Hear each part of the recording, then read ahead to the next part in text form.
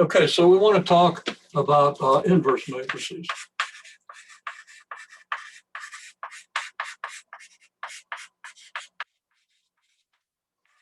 Now, I've already alluded to inverse matrices in previous video, the one I made for you for Tuesday. Inverse matrices are matrices that you multiply. Well,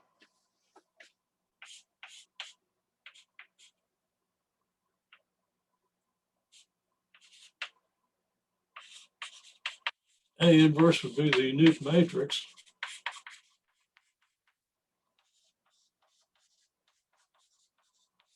such that A inverse times A or A times A inverse equals the identity. Okay, now this is very useful in many ways. Not every matrix has an inverse. Okay, so I gave you actually several characteristics of inverse matrices. The one you'll understand best at this point probably is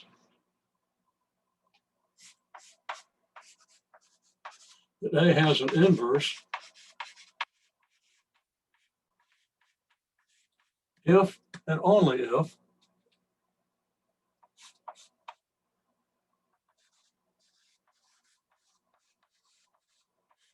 A reduces to the identity matrix. Now, this isn't a totally specific statement. I'd have to say an n by n matrix A has an inverse if and only it reduces to I sub n, the identity on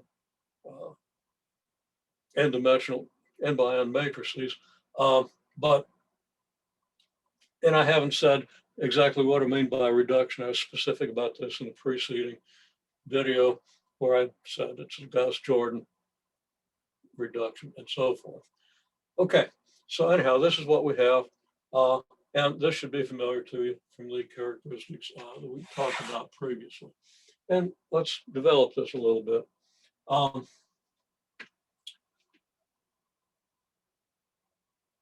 And okay, if A has an inverse, it's a non-singular matrix. Okay, non-singular. Singular means it doesn't have an inverse.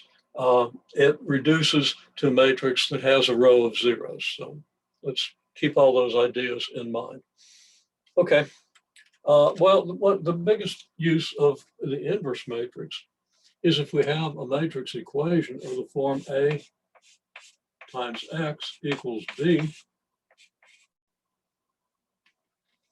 and there's a unique solution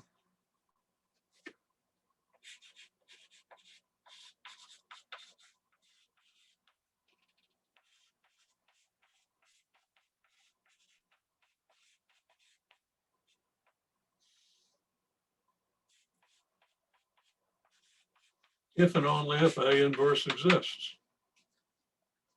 Okay, now this matrix equation might have no solution, might have many solutions, or might have a single unique solution, depending on the exact situation.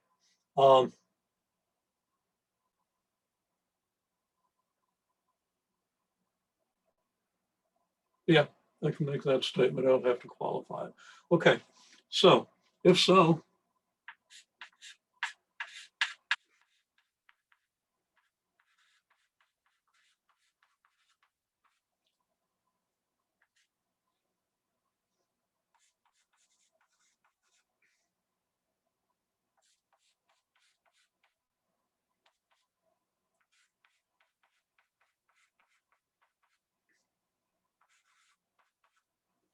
then multiply both sides of this equation by the inverse matrix, A inverse, and you get I times X equals A inverse times B.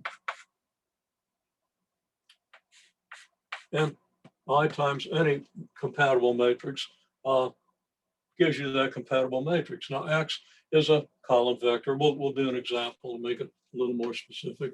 But X is going to be a column vector. If A is n by n, then X will be a column vector n by 1, and B be a column vector n by 1. Okay. But in any case, that's how we solve the equation. Okay, well, we need to talk about how we get the inverse of a matrix. Okay, so to invert a matrix, and I said this, but I didn't do an example, so I'm going to do an example this time. To invert a matrix,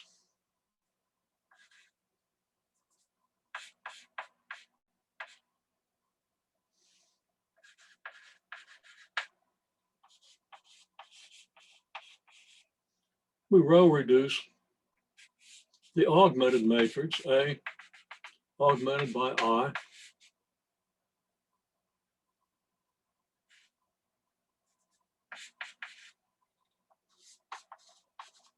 to the form I A inverse.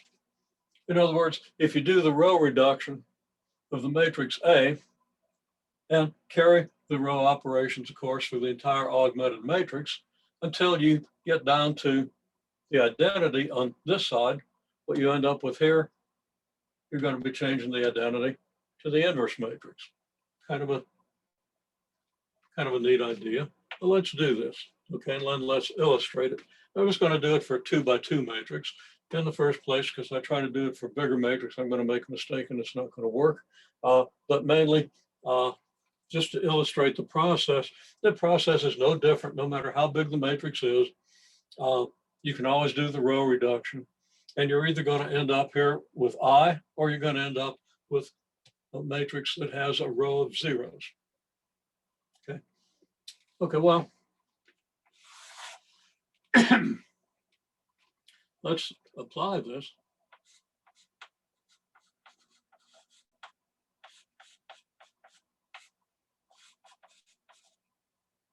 Let's find A inverse for A equal the matrix. I use this matrix 1, 2, 3, 4 a lot. And 1, 2, 3, 4 is not a very good matrix. So I'm going to use 1, 2, 3, 5. Then the augmented matrix looks like this. You have the matrix A, 1, 2, 3, 5, augmented by the identity matrix 1, 0, 0, 1. Then we're going to do row reduction. And by the time we're done, we're going to have the inverse of the matrix over here. Okay, so what's the first thing we do? Well, we've already got a 1 here. So we're just going to subtract 3 times the first row from the second row. So we do, well, here we go. We have 1, 3, 1, 0. And we're going to do the second row minus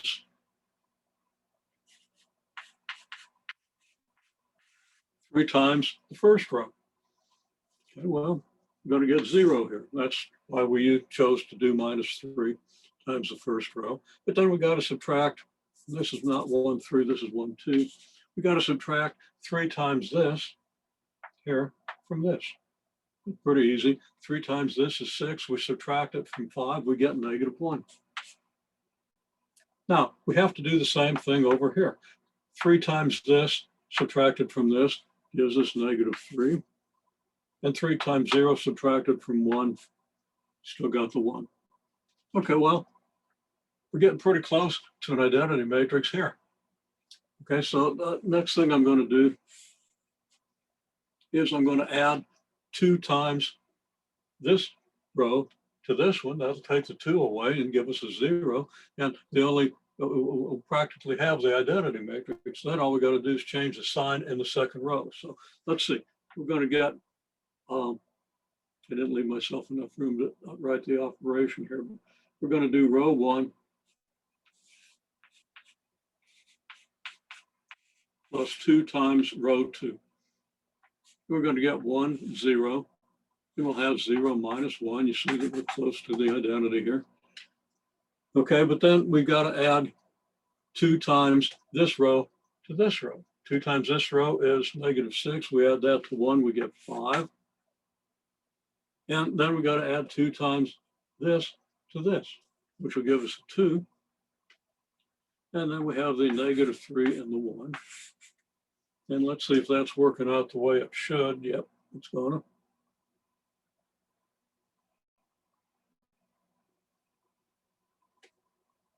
It's -5 here, sorry.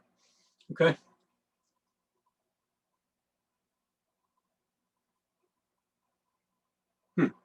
Something doesn't look quite right. Anyhow, then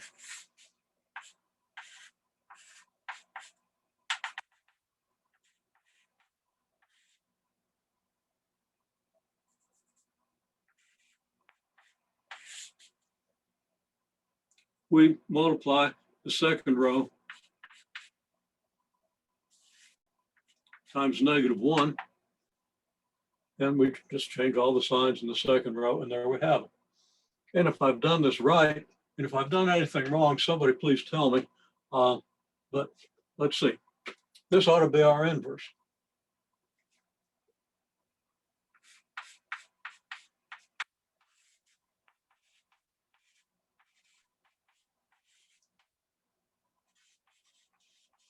Let's check that. Let's just multiply -5, 2, 3, -1 by our original matrix, 1, 2, 0, -1, and see what we get. Well, let's see. And it's not. It's 1, 0, 3, 5. Original A matrix. Looking up here. Okay, -5 times 1 is -5. 2 times 3 is 6. That gives us 1. Now, what we should be getting over here is the identity. So far, so good. You know, the identity is 1, 0, 0, 1. We got the 1. And then we multiply -5, 2 by this column, and we get -10 and 10. That gives us 0. So I'm almost optimistic. Let's see. 3, -1 times 1, 3 gives us 3 times 3 minus 1 times 3, which is 0. And then 3 times 2 is 6, -1 times 5 is -5. Add that and we get 1. Yep, that works. Now, officially, I guess we'd have to multiply the 1, 2, 3, 5 by this matrix on the right, but it turns out that's unnecessary. And I'm not going to belabor that point just for considerations of time. Okay, now let's say we have the system of equations. Gee, I wish I'd cleaned those boards, but I didn't. Okay, well, I'm going to write it here, then I'm going to have to rewrite it in the new board. Okay. Now let's solve the system of equations.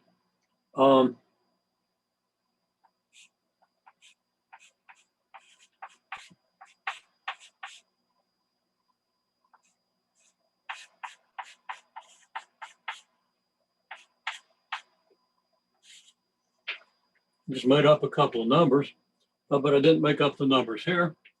Okay, this system can be written as 1, 2, 3, 5. In other words, our A matrix multiplied by the column vector x, y equals the column vector for -6. Well, to solve this system, if we do what I said over here, we just multiply both sides of the matrix by A inverse. And so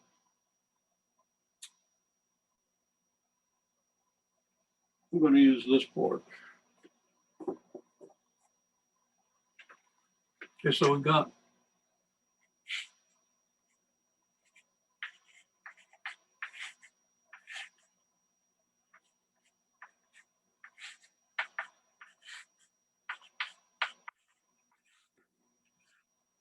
so this is in the form AX equals B. Then A inverse A X has to equal A inverse B. So we're going to write this out. So this is here, this is down here. So that's going to give us A inverse, which is -5, 2, 3, -1 times X, Y. And you know,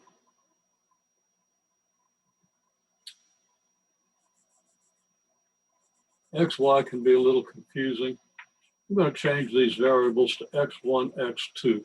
I'm not going to bother to do it down here, but this should be easy to understand.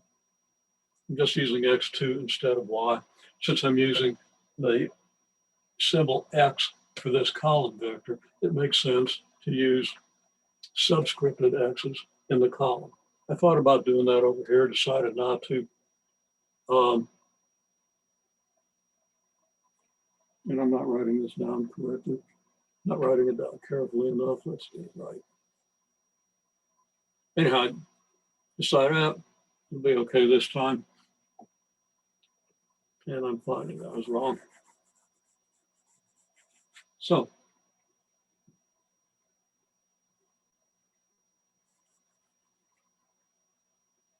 okay, we're wanting to write A inverse AX. I wrote A inverse, then I went ahead and wrote the X because I was thinking about that other thing. And because my working memory is a little bit fuzzy. X1, X2 here. And then we multiply A inverse by B. Okay, that's going to be -5, 2, 3, -1 times 4, -6. Well, we've already tested. If we multiply this by this, we get the identity. And I don't really have to write that out because I know that the identity multiplied by X1, X2 gives me just column vector X1, X2. But if I multiply this, I'm going to get -20 and -12, which is -32. I'm going to get 12 and 6, which is 18. So that was slick. I didn't have to do any row reduction. I didn't have to do any substitution or elimination. I've already done the substitution and elimination by this process. So I get X1, X2 equals -32, 18. Now I kind of hope that works. If I've done everything correctly, it does. Okay, -32 for X, 18 for Y or X2, whichever you want to call it, gives us -32 and 36, which is 4. And then 3 times -32 is -96. 5 times 18 is 90, and -96 and 90 adds up to -6.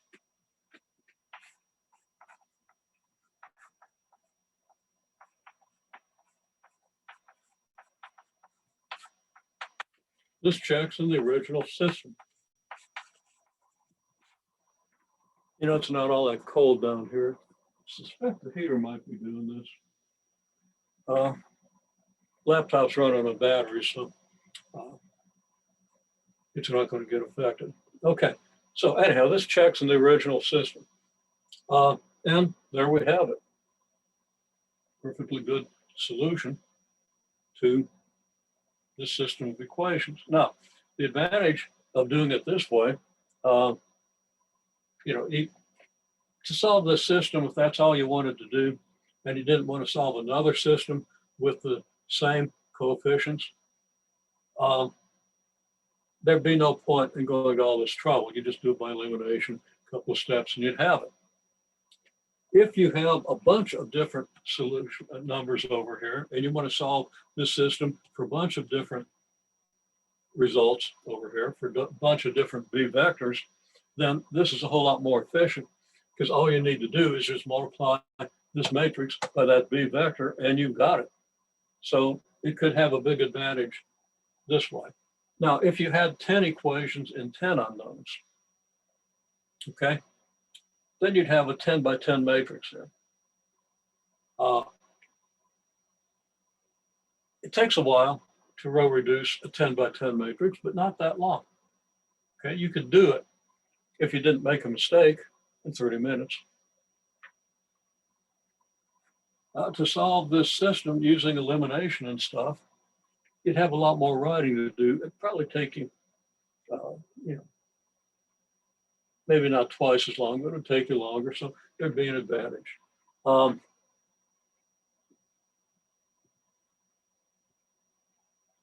That's all I'm going to say about it right now. I'm just going to say that this row reduction is more efficient than most of your alternatives, and a whole lot more efficient than alternatives you have when you have to start evaluating determinants. And that's coming up next week or early the following week. So you have some real advantages to this process, this procedure, and this formulation of a matrix equation. Okay.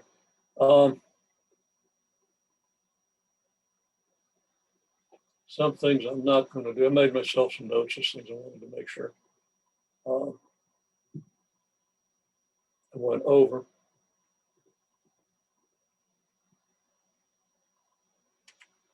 Okay, there are some properties of matrices and inverse matrices.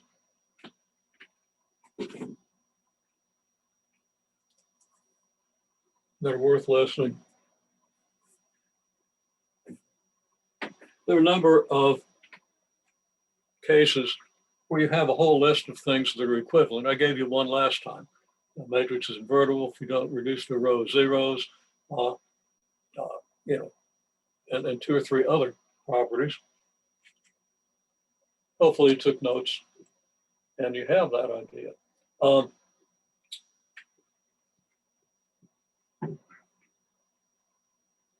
Short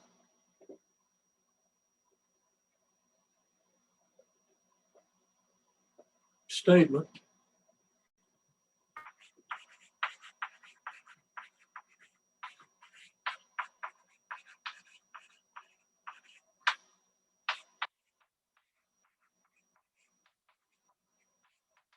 Now that's a very short statement. I'm saying the inverse of a matrix is the original matrix. And in notation that says that A inverse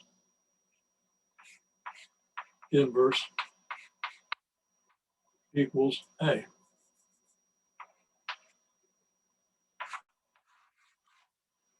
Take the inverse of the inverse matrix, you get back to the original matrix. And if you think about what was done in row reduction to reduce that augmented matrix, it's obvious that after you've reduced it and gotten the inverse matrix, if you then want to reduce that inverse matrix to the identity, you're going to use exactly the same operations in reverse order.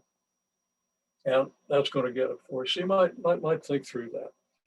There are other ways to prove it. You can prove it algebraically.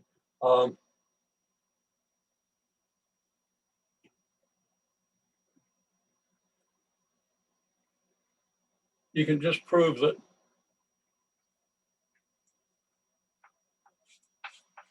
A inverse times A inverse has to equal the identity, since this is the inverse of A inverse. Okay, and if that's the case, then this is by definition of inverse. Then if you multiply A times both sides,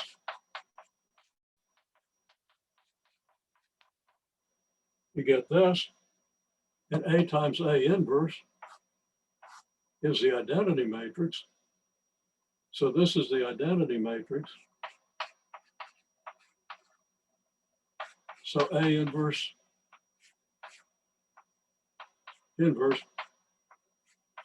has to equal A. Okay, that's a simple one-line, three-line proof of this fact. And you want to be able to think through those things. If you're working on something and you aren't sure, you want to make this step, you want to say, okay, there's the inverse. Now I got to do the inverse of that. I think that's going to be the original matrix. Now, why is that true? Well, if you understand why it's true, you don't have to go back and look it up to verify it. If you can verify it yourself, it saves you time and deepens your understanding. You can similarly prove that the inverse, and I'll just write this in notation. If you do the kth power of a matrix inverse,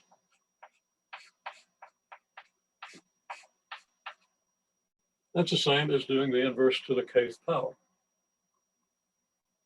In other words, you're kind of extending the algebra of matrices to negative exponents. Okay, and we could also write this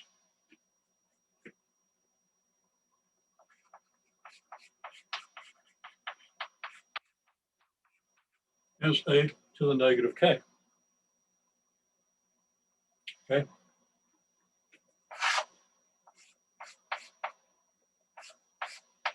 The inverse of CA is not C times A inverse, it's 1 over C times A inverse. Okay. And that's easy to prove. You just write this down. Well,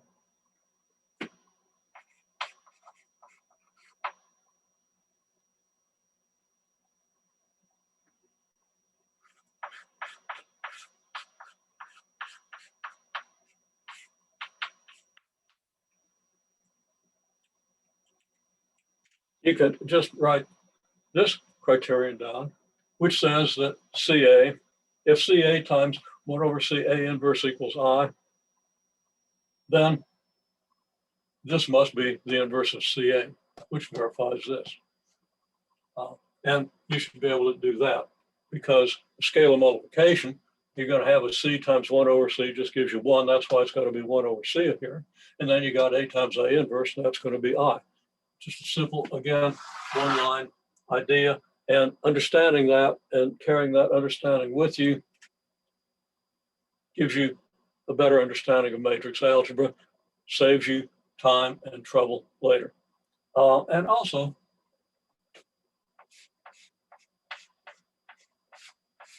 the inverse of A transpose is the transpose of A inverse. Okay, it takes a couple lines to write that out, but pay attention to that when you see it in the text and see how that's easily proven. Just for you, in the interest of time, I'm not going to go through those details. Okay, so another property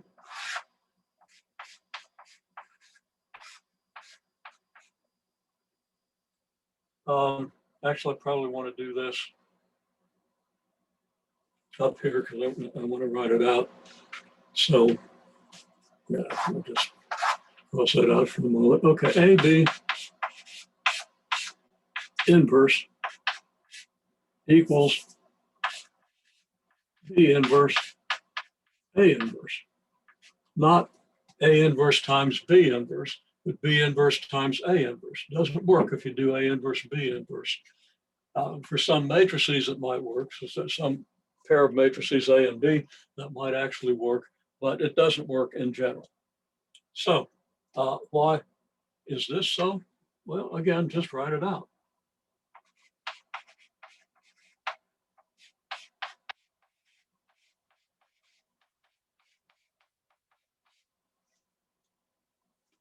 To show that this is the inverse of this, multiply this by this.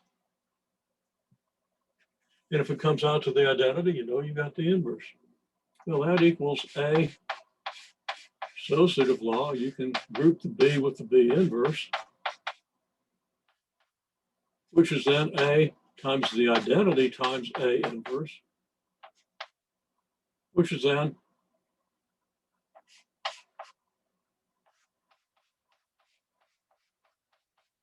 being careful to group things.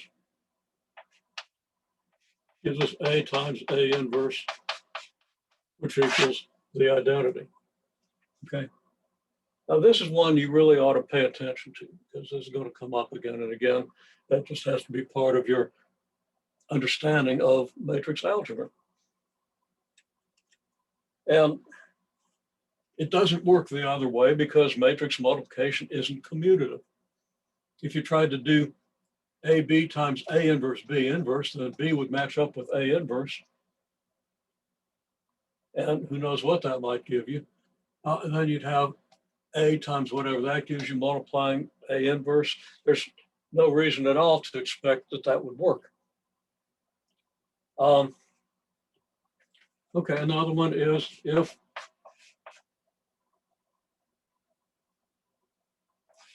C is invertible, i.e. non-singular, i.e. reduces down to the identity, then and only then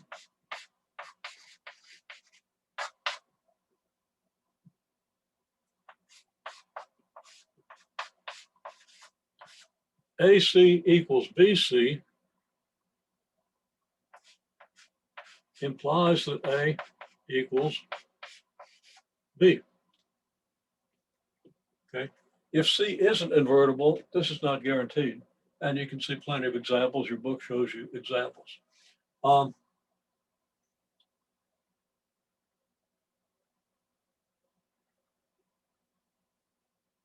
So you can contemplate why that's true. I'm tempted to do it, but again, I kind of need to move on.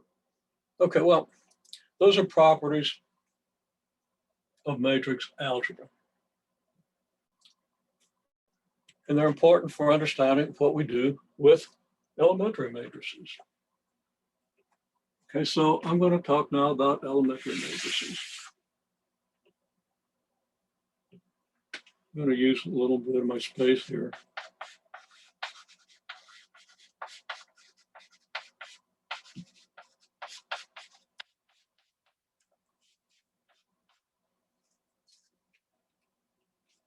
The elementary matrix E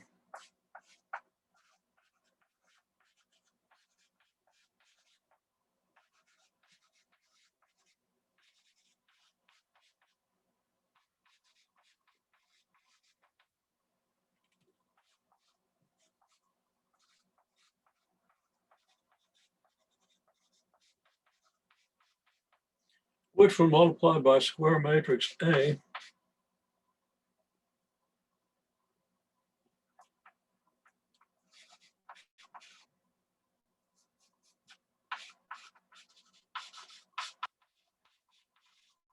accomplishes one step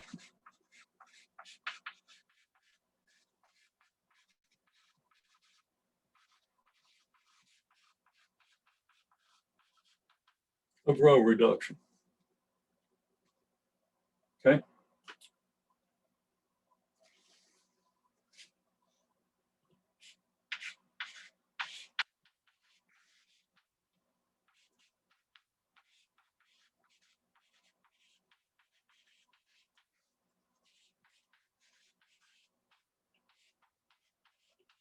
Find E for given step of row reduction.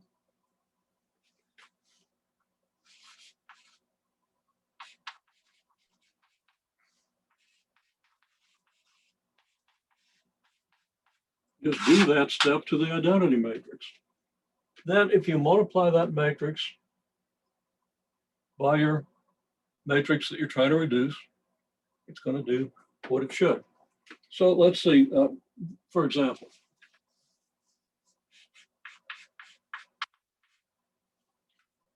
let's take the first step we did in the row reduction of our matrix A.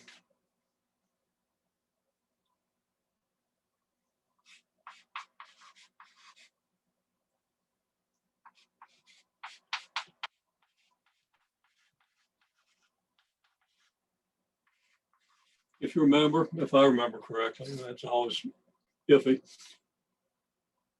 If we want to add -3 times the first row to the second row of the matrix A.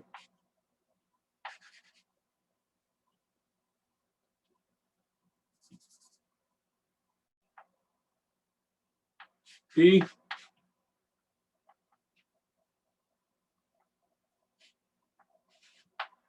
is the matrix you get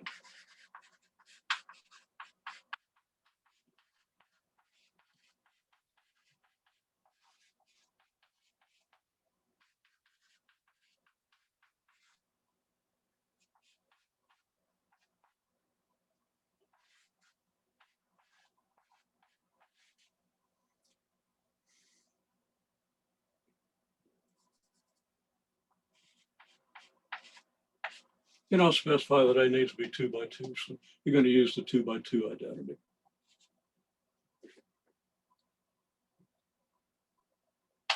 Okay, well,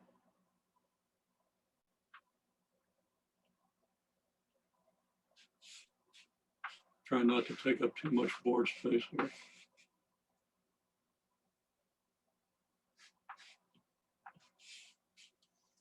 If you do this, add -3 times the first row to the second on this matrix, what matrix do you get?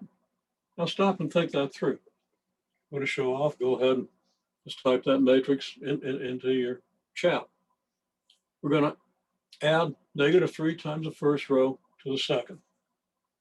What matrix do you get? Not going to give you long. It's very straightforward. Might not give you time to type it in.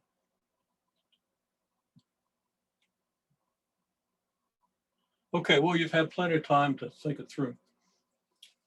You're going to get 1, 0. Now the first row is 1, 0. -3 times the first row is -3, 0. You add that to the second row, you get -3, 1.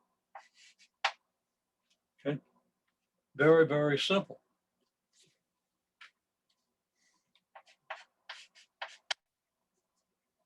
There's your elementary matrix. Then, doesn't matter what A is, but let's just let A be our original matrix, 1, 2, 3, 5.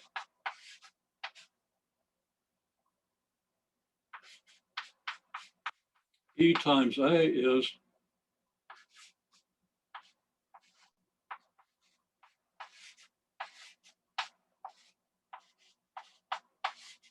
this, which, okay, 1, 0, that's just going to keep the first row the same. -3, 1, well, you're going to have -3 times 1, which is -3, added to 3, going to give you 0. And -3 times 2, added to 1 times 5, gives you -1. Now, you might not remember the matrix we got previously.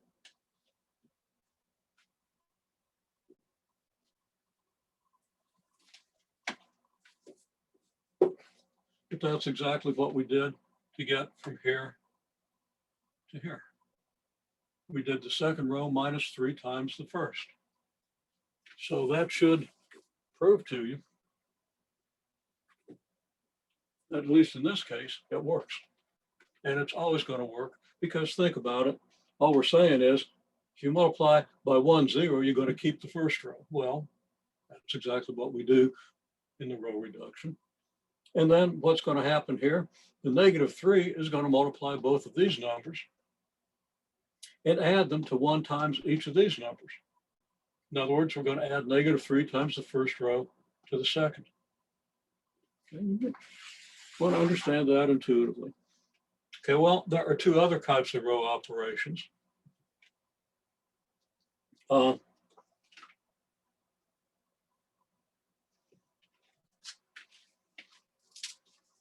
So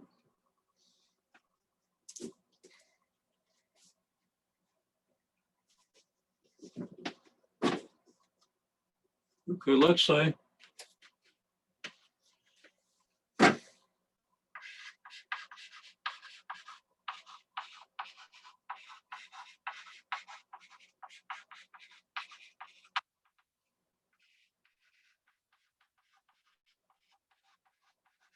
for other operations or switch two rows.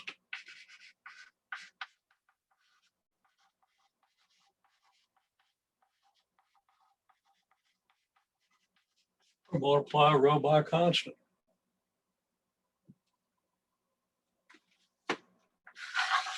Okay, so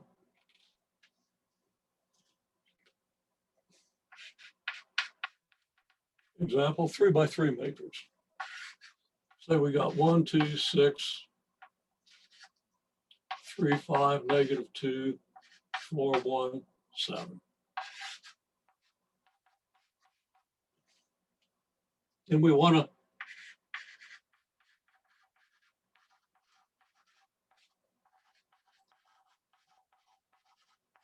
switch row 1 and row 3. Okay, well, you take the identity matrix, which in this case is 1, 0, 0, 0, 1, 0, 0, 0, 1. And we're going to switch row 1 and row 3.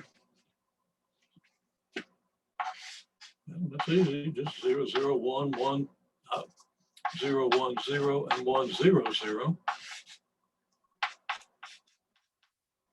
And that's your elementary matrix.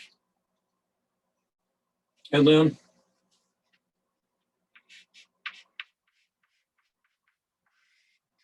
your elementary matrix times your A matrix.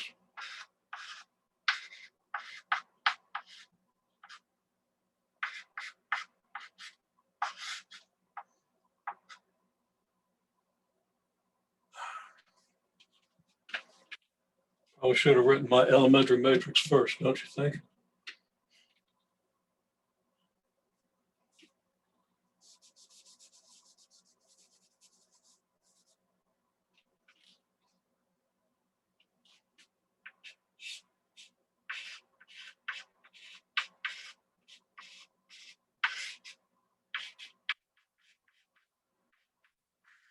So EA equals this times this. Well, 0, 0, 1 times 1, 3, 4. Well, that picks out the 4. 0, 0, 1 times 2, 5, 1. Going to give you the 1. 0, 0, 1 times 6, -2, 7. You'll get the 7. Everything else will multiply by 0. 0, 1, 0 is going to pick out the number in the second row. Okay, you multiply 0, 1, 0 by a column, you're going to get just the number in the second row. So that's going to give you the 3, 5, -2. And then 1, 0, 0 is just going to pick out the number in the first row. And here's your first row. And we see that we've switched the first row and the third row. So this elementary matrix switches the first and the third row. Multiply a row by a constant. Well, that one's really easy to understand.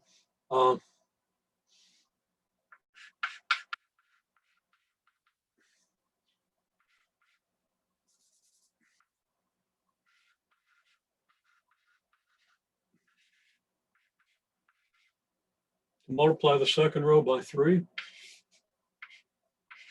Start with your identity matrix.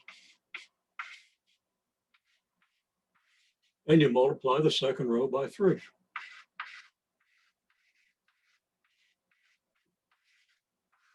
the most straightforward of the 3 operations. Then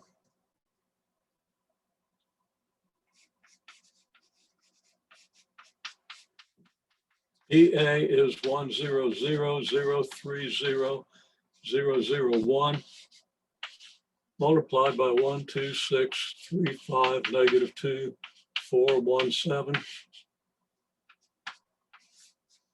And what's that do? 1, 0, 0 is going to keep the first row intact. You get 1, 2, 6. 0, 3, 0 is going to multiply the number in each column, the number in the second row of each column by 3, and leave no contribution from either of the other rows. So you're going to get 9, 15, -6. And then you're going to get your 4, 1, 7, And this is accomplished. Okay, so that's really easy.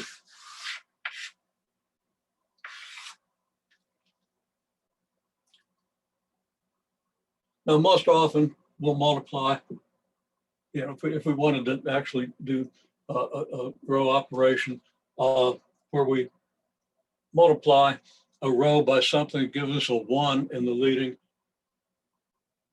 the leading non-zero term.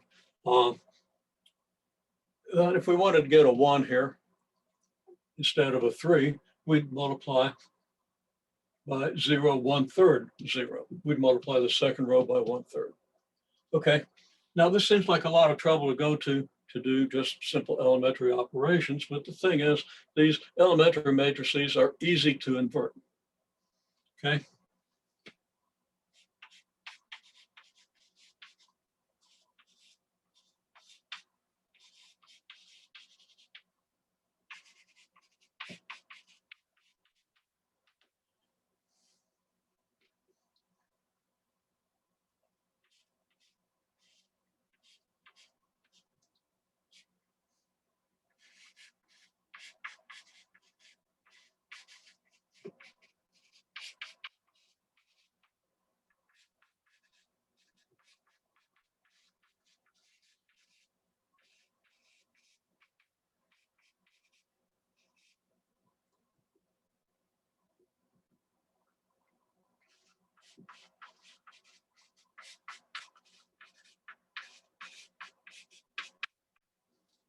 So to I, you do the operation that undoes the operation of E.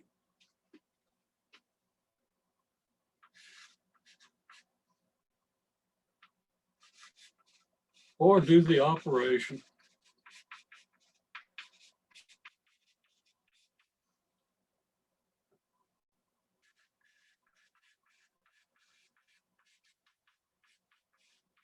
that reduces E to the I matrix. Two ways to think about what you do, but it's very simple. Okay. Just for example, on this one.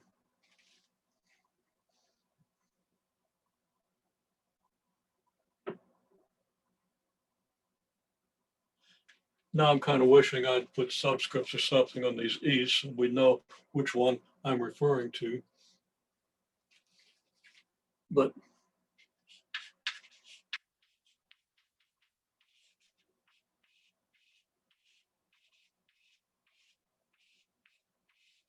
if E equals this, which multiplies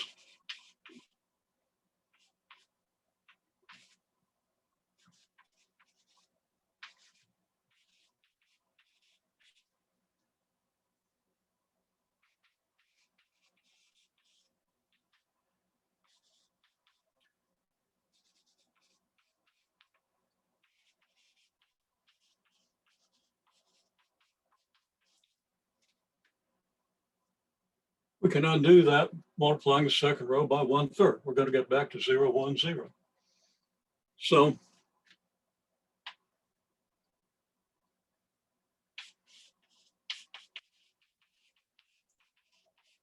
we do this to I3.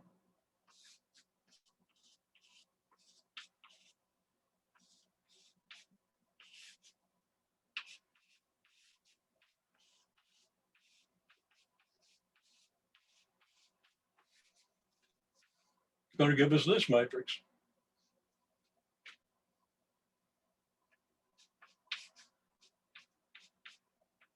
That's going to be E inverse.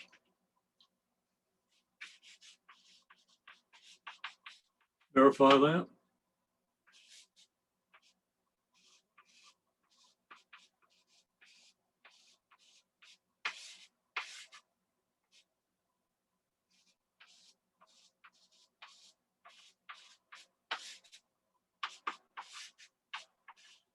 I'm not going to go through the details. You can multiply that yourself and see why it works. Basically, the first and third rows are going to be unaffected, and the second row is going to consist of 1/3 times whatever number is in this second row, And 1/3 times 3 is 1/3. And of course, the zeros are going to give you 0. 1/3 times 3 is 1, not 1/3. So there it is. Okay, there's your inverse. Now, why would we want to do this? Why would we want to go to all this trouble? Well, because there's this really neat thing called LU decomposition that I want to talk about. But let me check my notes. I could get carried away here and see.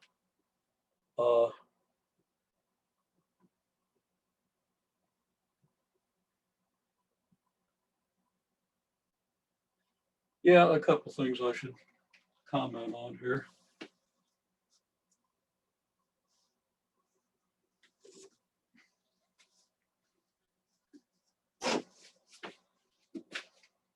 There's some equivalent conditions, and we love lists of equivalent conditions.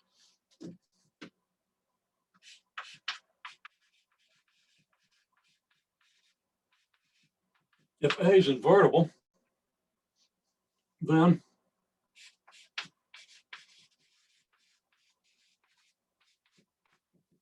A reduces to I. And if A reduces to I, A is invertible. We then say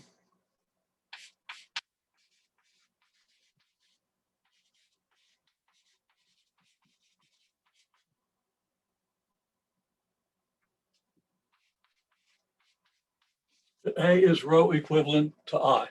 Row equivalent just means that this matrix can be reduced to that matrix using row operations.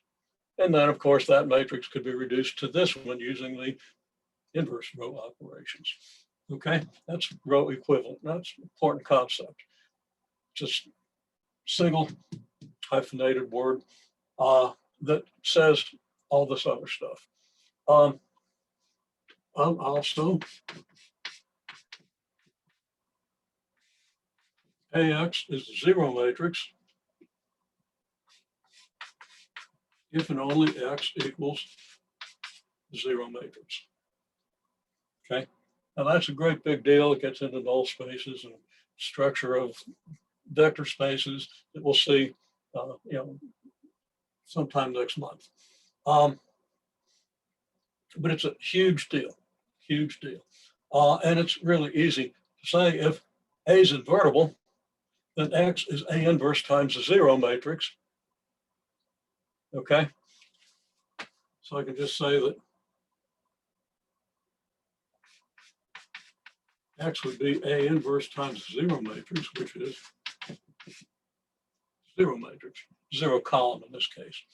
Okay, it's very, very simple. They're very simple connections between all these ideas, and you want to think those through because that's where you get the understanding that you build on to do the hard stuff that comes later. Okay, if you're well versed in these properties and well versed in the whole idea of thinking everything through and making all the connections, tremendous benefits later. You'll find that your concrete walls hold up much better because you're not beating your head against them quite as much. Okay, and also,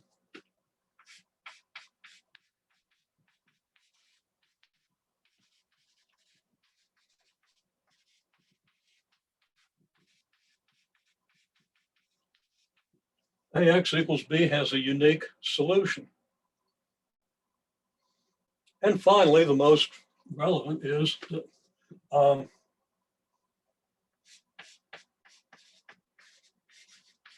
we'll see, this is the thing we're going to look at.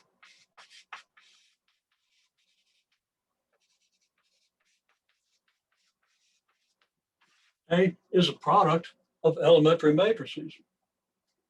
Now, I want to go back to my first example to show what that means.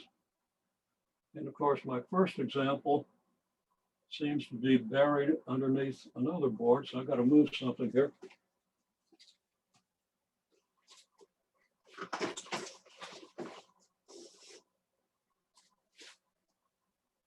Now I've blocked my exit from the room, but I think I can get by that board if I have to.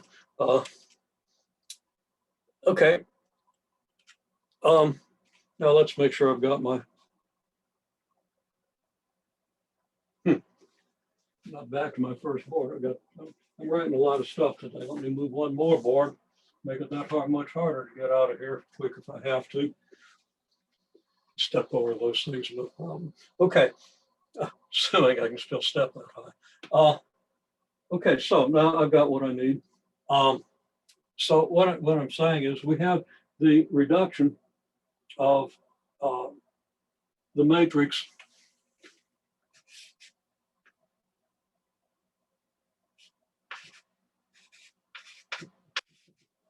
one, two, three, five. Okay, and we actually did the first step of this.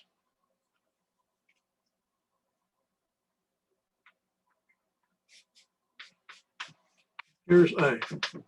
E1 times A equals 1, 2, 0, -1.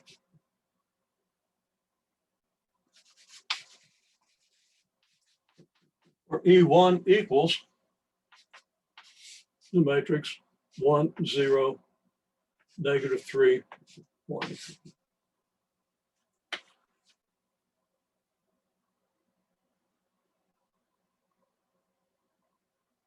Let's make sure I've got that right.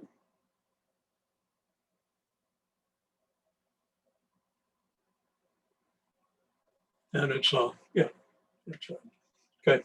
So again, if I multiply, I just did this, but again, this picks out the first row, and then this row multiplies this row by -3 and adds to this row, gives us this, which we saw before. If you're taking notes from this video, you have all this in your notes. If you're taking notes, what you're seeing right now, you don't have to look at the video. You already have this in notes, so it helps to take notes because I often refer back to something that you can't see at this point. And that would have been a kind of a big deal. You would have wanted to do that. You can always look back at the video. You can flip through it to find a place. And no trouble to find it. But you want to convince yourself of this. Okay, then what do we do to this? We add 2 times the second row to the first. So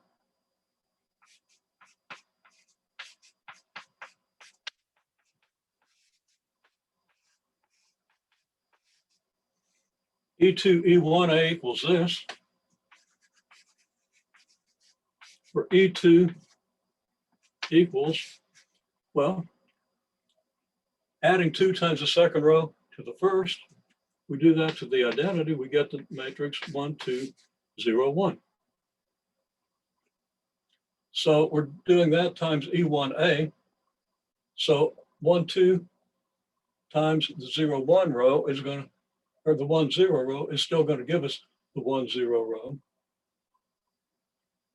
And 1, 2 times this is going to give us 1 times 2 plus 2 times -1, which is 0. Okay, so that's going to give us a 0. And then the 0, 1 just keeps the second row intact. So there we have it. There's E2. And then E3, E2, E1A equals the identity. Well, the only thing we've got to do here is multiply the second row by -1. For E3 is what we get when we multiply the second row of the identity by -1. So we have 1, 0, 0, -1. And you can check that out. I'm not even going to talk about that. So, I mean, I probably made a mistake, but it keeps the first row intact. It changes the sign of the numbers in the second row, and that does lead us to the identity matrix. Okay, so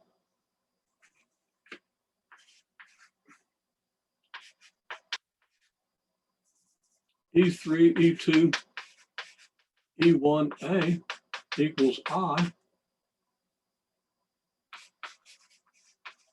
Thus, E3 inverse times E2, E3, E2, E1A equals E3 inverse times I. And then, since I have associativity, I can rearrange this as E3 inverse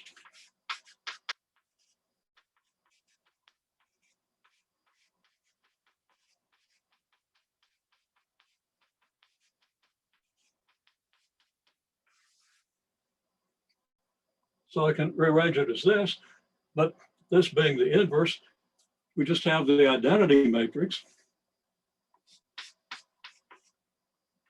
This is I, so we now have E2, E1A equals E3 inverse times I. Now, without going through the gory detail,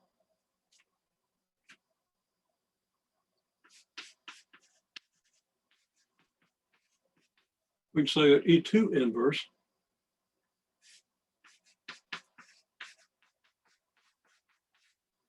times this equals E2 inverse times E3 inverse I. That's a little hard to read, but it's just this. Let's see if I can make it even worse. Okay. And then by the same magic, we regroup these two. That's going to give us the identity. And now we see that E1A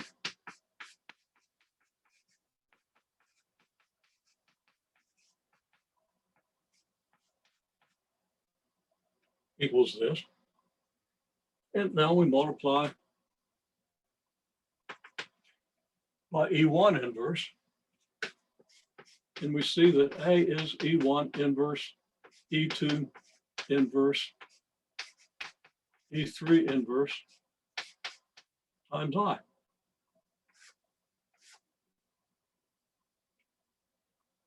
Well, so that A just equals E1 inverse, E2 inverse, E3 inverse. That's a product of elementary matrices.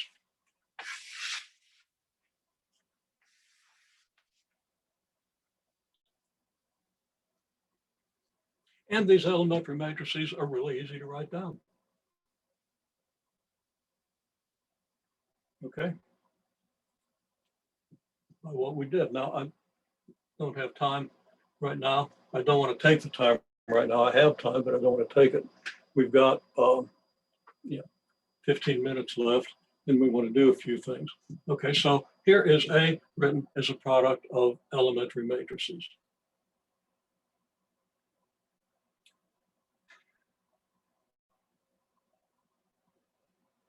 Maybe I do want to write these matrices out. Okay, what's E1 inverse? Well, E1 added twice the second row to the first. E1 inverse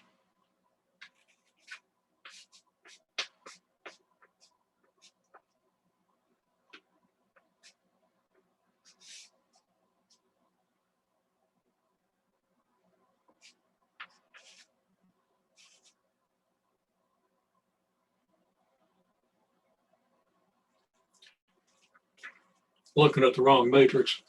I wasn't getting anything that made sense. So I finally had the sense to look carefully at what I was writing. And looking here, here's E1. E1 inverse is 1, 0, 3, 1. Okay, again, picks out the first row 3 times, the second row added, 3 times the first row added to the second. That's going to give us the identity matrix.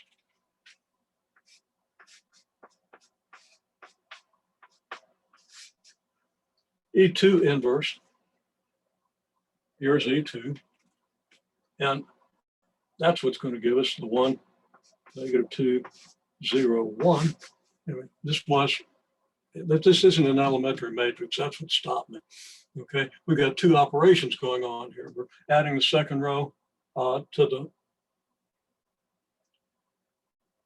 first of the identity, and we're also changing a sign. So it's not an elementary matrix. An elementary matrix does exactly one operation.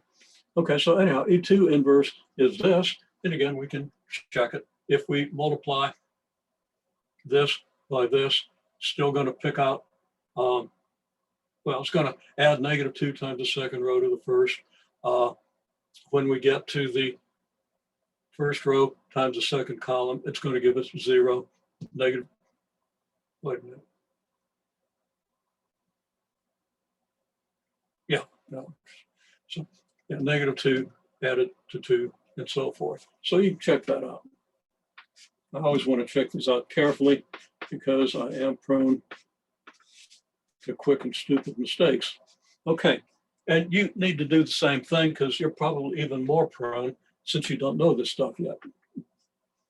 Okay, I'm prone because I've made every possible mistake at least 100 times and I want to avoid it. Okay, well, okay, E3 inverse, and here's your E3, and it's just equal to itself.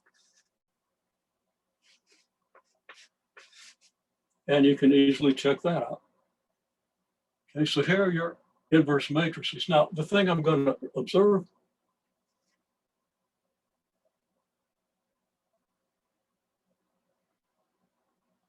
yeah, something's wrong here. My E1 inverse has to be wrong.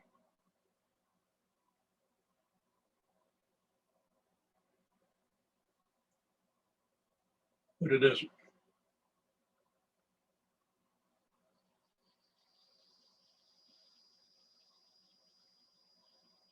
My E1. Hopefully I didn't make a mistake on E1. Okay, 1, 0 gives us this. And then -3 times that added to that gives me that. So what I want to say, I can't say.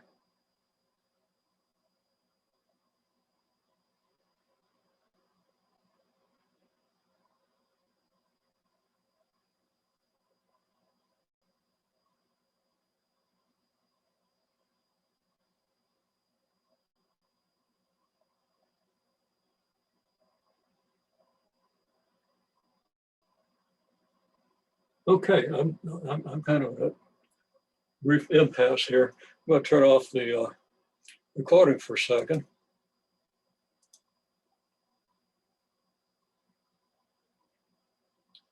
If it would give me the recording, I could pause the recording.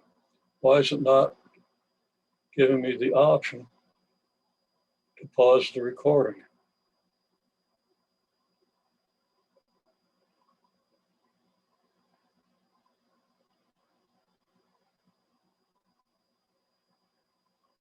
Oh boy, this is a problem.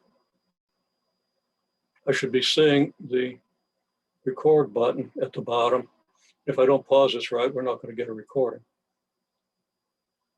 So I'm going to, nope, that's not right. Never cancel that.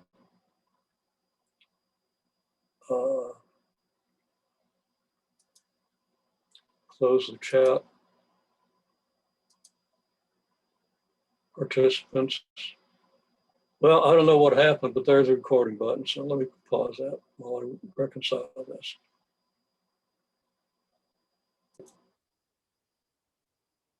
Okay, as I've said, I'm going to have to resolve this, put it into another video, and that'll be posted too, but be later today.